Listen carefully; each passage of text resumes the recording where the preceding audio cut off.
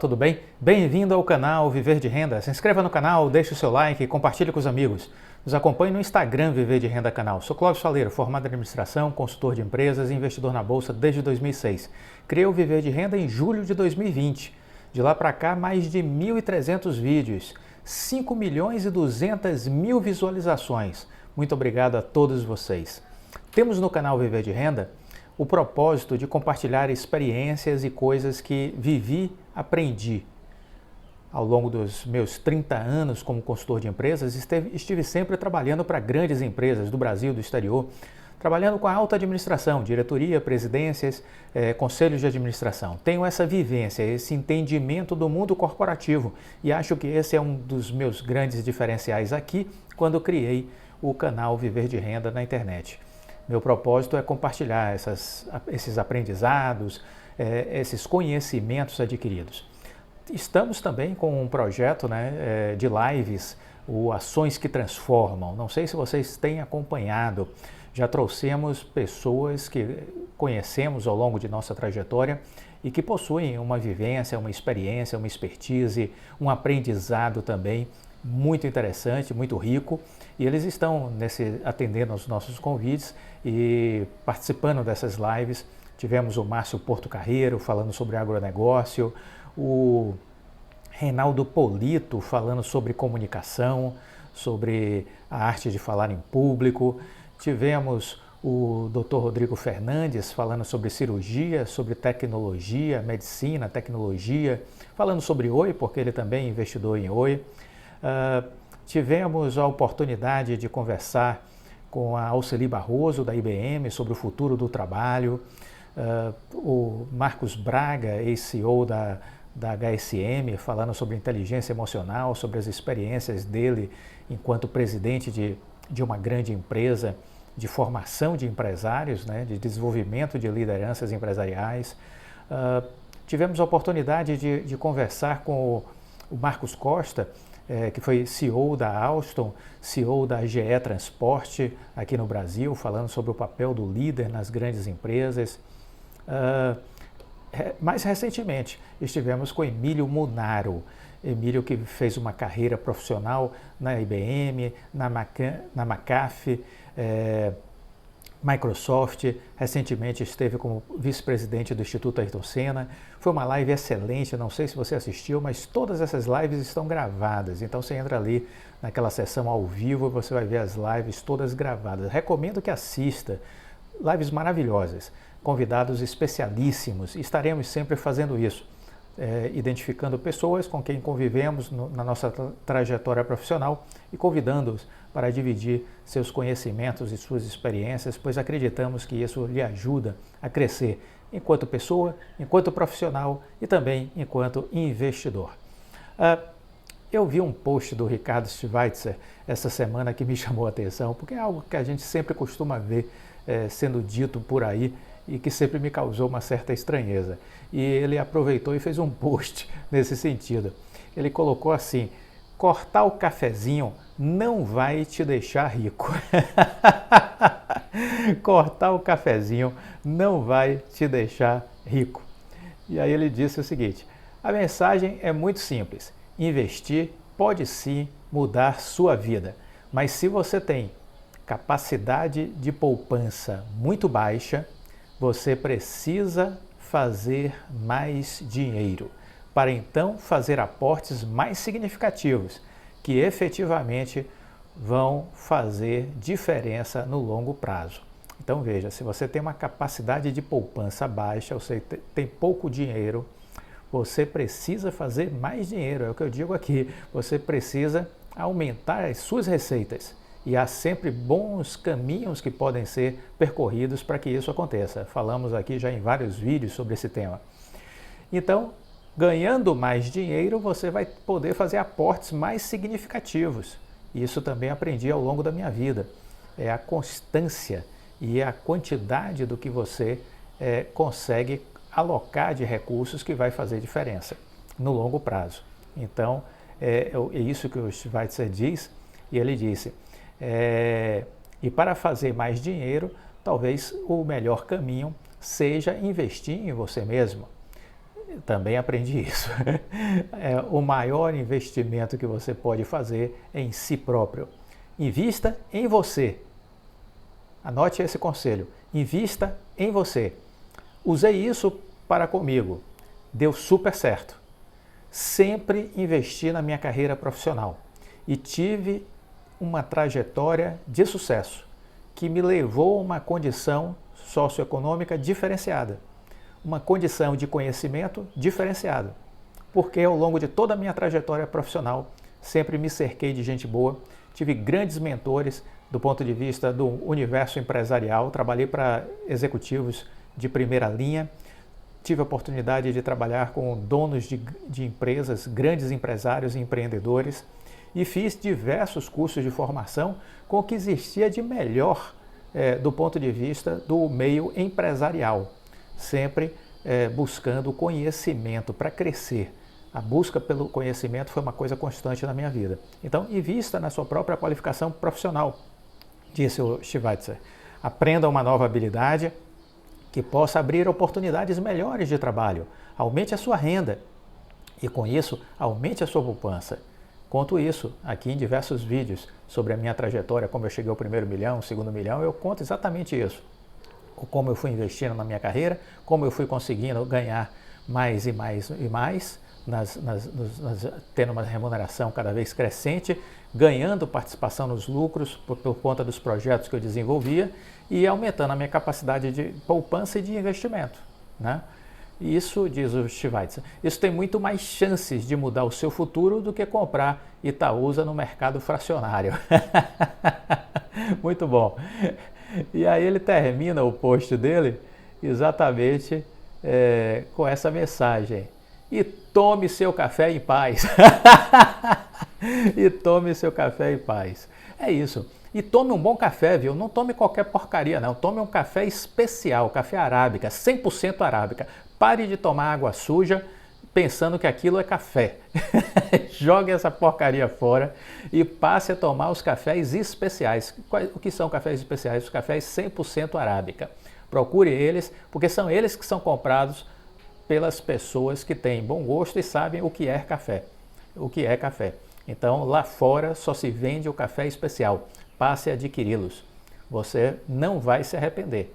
Portanto, pare de achar que economizando com o café você vai ficar rico. Não, não vai.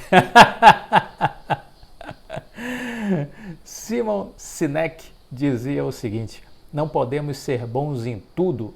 Se fôssemos, não haveria necessidade de times.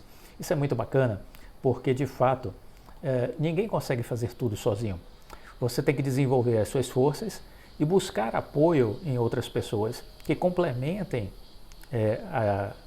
as suas necessidades. Então assim você vai construindo times complementares. É assim que se constrói equipes de excelência. Pense nisso, porque é fundamental você se cercar de gente boa para obter sucesso. Quem quer ir rápido costuma ir sozinho, mas quem quer ir longe precisa ir acompanhado. Então, boas conexões, pessoas certas fazem a diferença. Costumo ouvir, as pessoas fazem a diferença, negativo. Jim Collins diz o diferente, ele diz as pessoas certas fazem a diferença. Então é isso, escolha as pessoas certas. Muito bom, vamos comentar nesse primeiro vídeo da semana, abordamos isso no domingo, mas vamos abordar aqui de novo. A Oi adiou a publicação do balanço de 2021, mas já indicou alguns números, reiterando, portanto, um resultado estável. No ano de 21, o EBITDA recorrente da Oi foi de 5,33 bilhões de reais e a receita somou 17,7 bilhões. Ela, na terça-feira, ela adiou, na última terça-feira, né, ela adiou a publicação de suas demonstrações financeiras para o dia 4 de maio e ela alegou que precisava de mais tempo para finalizar a segregação dos ativos móveis que foram vendidos a Claro, TIM e Vivo. A companhia informou que teve a venda dos ativos concluída e que precisava consolidar os números preliminares, que precisavam concluir a questão aí das auditorias, né? Mas de todo modo já havia uma certeza com relação a alguns números e eles já adiantaram estes números, né? Então isso eles já fizeram. A receita líquida da Oi no quarto TRI somou 4,5 bilhões de reais, abaixo do faturamento de 4,7 bilhões do mesmo período de 2020. O caixa reduziu de 4,55 bilhões para 3,29 bilhões. No ano, o EBITDA recorrente foi de 5,33 bilhões de reais e a receita somou 17,7 bilhões. Então, isso a Oi já se manifestou com relação a estes números. Uma outra notícia que me chamou a atenção disse o seguinte: Oi, ainda que esperada e a venda concluída da operação móvel, nós temos que entender que isso é positivo para todos os players envolvidos na operação. O preço ajustado da venda da Oi Móvel ficou em 15,9 bilhões de reais, com a TIM ficando com a maior fatia. O que aguardar agora? Quais os próximos passos? Perguntava essa matéria. Ainda que já esperada a finalização da venda da operação da Oi Móvel para TIM, Vivo e Claro, que foi finalizado na quarta-feira, dia 20 de abril, ela é positiva para todos os envolvidos na operação. O preço ajustado foi de 15,9 bilhões. Os compradores pagaram de imediato 14,5 bilhões. Destes 14,5, 4,6 bilhões foram pagos diretamente, não entraram nem no caixa da Oi, foram pagos diretamente para amortizar a dívida que a Oi tinha com o BNDES. Essa dívida já havia sofrido um corte de 50% por conta daquela assembleia de credores que aprovou o plano de aditamento, que foi uma grande vitória do Rodrigo Abreu à época, que conseguiu reduzir as dívidas com os bancos em 50%. E tem gente que fica perguntando se o Rodrigo Abreu está ganhando muito. Sabe de nada, inocente. Olha, no mundo empresarial, pessoal, vocês têm que entender o seguinte, que as pessoas são remuneradas pelos seus resultados. Se nos outros ambientes não é assim, paciência, mas no mundo empresarial é assim. E as pessoas que são responsáveis pelas empresas, ou seja, são considerados os mais proeminentes atores de um processo. E eles serão realmente os mais reconhecidos e recompensados pelos resultados alcançados, né? Então, a diretoria, a presidência, né, são essas pessoas que serão melhor remuneradas, obviamente, né? Isso é deste modo em boa parte do planeta Terra, onde existem segmentos empresariais consolidados e amadurecidos. É assim que a coisa funciona, não é? Então, o Rodrigo Abreu, naquela Assembleia de Credores, conseguiu um corte de 50% da dívida de todos os bancos, que foi uma grande queda de braço aquela Assembleia, né? Porque os bancos não queriam que fosse aprovado aquele desconto. Depois recorreram na primeira instância, segunda instância, né? Saíram recorrendo, tentando reverter a decisão que foi tomada na Assembleia de Credores, mas a lei de falências e de recuperação judicial é muito clara de que a decisão é soberana numa Assembleia de Credores. Não caberia aquele esperneio por parte dos bancos. Nenhuma justiça daria a eles ganho de causa, né, revertendo uma decisão tomada pela ampla maioria dos credores. Mas aquilo foi uma grande vitória de articulação do Rodrigo Abreu, né? Então, na hora que você quiser pensar sobre a remuneração do Rodrigo Abreu, lembre-se disso, deste corte de 50% que foi uma conquista dele nos bastidores, nas articulações que ele fez, certo? Então, a dívida do BNDES que foi paga foi de 4,6 bi, né? Então, a dívida que era anterior estava lá na casa de 9,2, reduziu-se para 4,6 bi, né?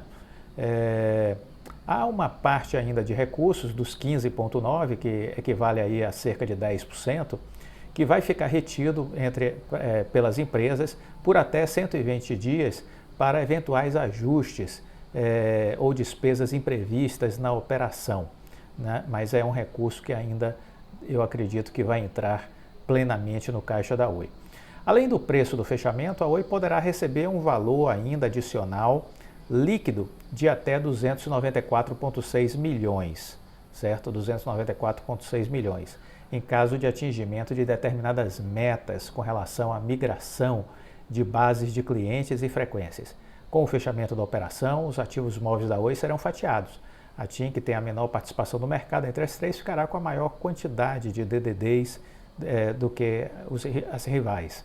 Assim, a XP, que foi ouvida nessa matéria, que foi publicada pela Infomoney, que por trás dela está a XP, destaca que a conclusão é especialmente positiva para a Oi e para a TIM, esta última para a qual possui recomendação de compra do ativo com o preço-alvo de R$ 21 para o final de 2022. A XP não faz recomendação de compra para a Oi.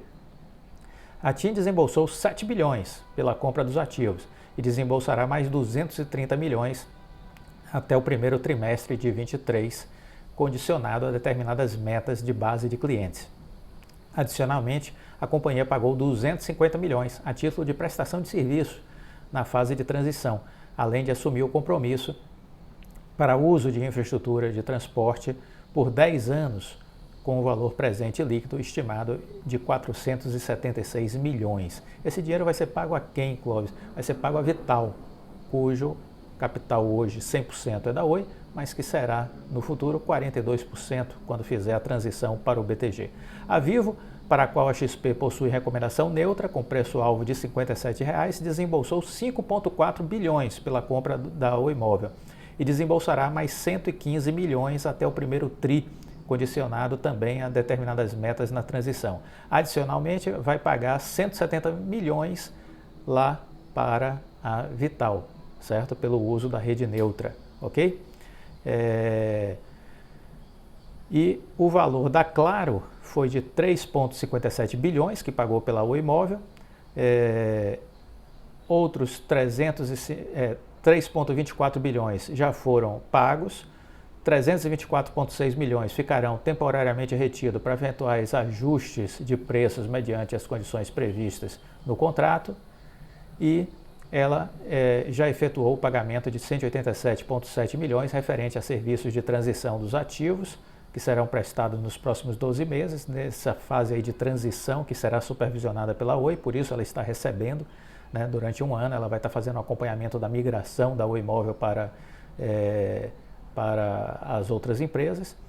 E a Claro anunciou ainda que foi firmado o contrato de uso lá da infraestrutura da Vital, e vai pagar um valor presente líquido de aproximadamente 164 milhões, que será pago ao longo de 3 anos.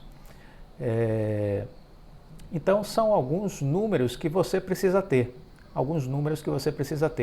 O Credit Suisse também destacou que a notícia, sem dúvida, foi positiva, era esperada, os números finais foram todos bastante próximos das expectativas.